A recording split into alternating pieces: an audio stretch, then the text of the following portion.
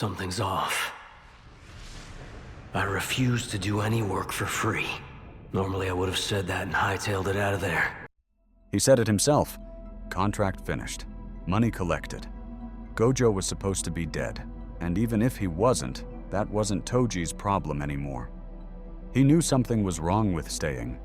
He stayed anyway, and in that one sentence, said out loud and then ignored completely. Toji Fushiguro told you everything about who he really was. Not the assassin, not the sorcerer killer.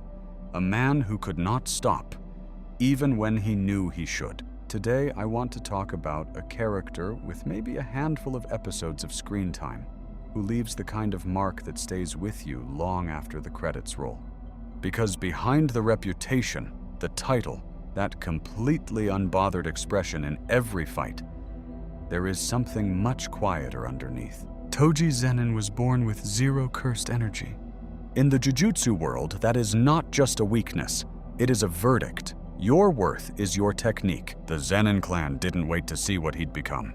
They looked at a child and decided, worthless, a stain on the bloodline. And here is what that kind of rejection does when it comes early enough. It doesn't toughen you, it installs something, a voice, quiet, persistent, immune to anything you achieve later. They were right about you. So Toji did what people do when the world hands them a verdict they refuse to accept out loud, but haven't stopped believing somewhere inside. He built something from nothing. No cursed energy meant no detection. No detection meant no limits. He became the most dangerous man alive. The sorcerer killer, hunting the very people who had measured his worth and found him lacking. He took his wife's name, left the clan, built a life on his own terms. But here is where it gets complicated. Every contract was still measured against their system. Every kill still aimed at the world they represented. He left the clan, but never stopped fighting them. You can walk away from the people who hurt you. Walking away from the need to prove them wrong is something else entirely, because as long as that need is driving you, they never actually left the room. Then came the contract. Assassinate the Star Plasma Vessel.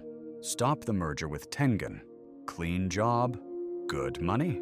But the real target, the one that actually mattered, was Satoru Gojo, 17 years old. The 6 eyes, the limitless. Everything the Zenin clan worshipped. The bloodline, the technique, the cursed energy Toji was never born with. All of it, in one person. And Toji beat him, stabbed his throat, left him bleeding in the dirt. Contract done, paid in full. He could have walked away right there. But Gojo didn't die. He awakened, came back more untouchable than before. And that is when Toji said it. Something is wrong. I don't work for free. I would usually say this and leave. He knew. He said it out loud. He understood completely that going back made no practical sense. He went back anyway, because this had stopped being a contract the moment it started. Defeating Gojo was never really work. It was the proof, the final proof, that the boy the Zenin clan threw away could stand over the boy the Zenin clan built their entire world around. That is what the voice does. It turns every fight into a referendum on your worth. It makes a rational exit impossible, because what you were actually trying to win was never on the table to begin with. He lost, and in losing, the voice got exactly what it always wanted. See? They were right. There was one person who made that voice quiet.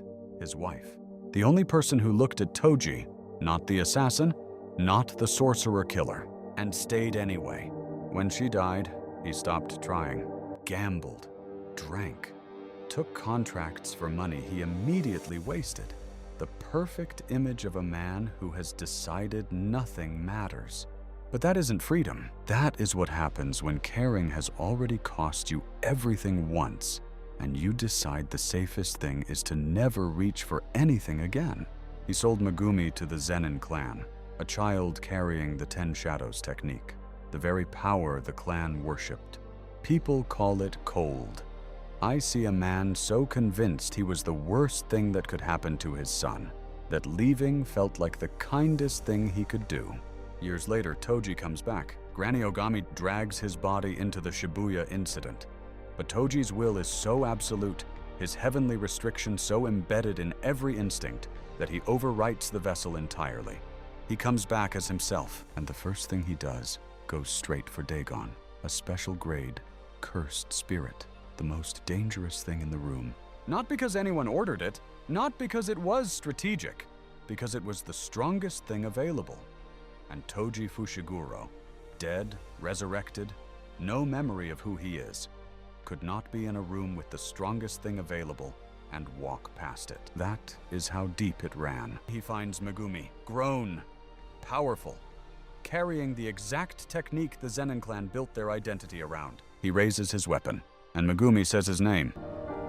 Fushiguro. Toji stops, smiles, drives a weapon through his own head. No speech, no explanation, just 5 words. You mean your last name is not Zenin? The quietest thing he ever said, and the only moment, not a single kill. Not the night he defeated the untouchable, where he looked something close to at peace. Because his son did what Toji never could. Megumi walked away from the clan, kept his mother's name, refused the system that handed his father a verdict before he was old enough to fight it. The cycle Toji spent his whole life trapped inside. His son had simply stepped out of it. Nothing left to prove, so he stopped. Toji's story is not about the Zenin clan. It is not about Gojo. Not the contracts or the kills or the reputation. It is about what happens when someone else's verdict becomes the voice inside your own head. When the people who hurt you stop being the enemy, already taken over the job yourself. Most of us know that voice, and most of us spend years trying to defeat it the same way Toji did, achieving past it, winning past it, becoming so undeniable that it finally has to go quiet. It doesn't. You can clear every room and still walk out hearing it. Toji Fushiguro was the strongest man alive, and he turned around and walked back into a finished fight, because even that wasn't enough. He didn't lose to Gojo. He lost to the verdict handed to him as a child, the one he carried without question every single day after. His son escaped it, and in that, Toji finally let go. You mean your last name is not Zenin? That makes me glad.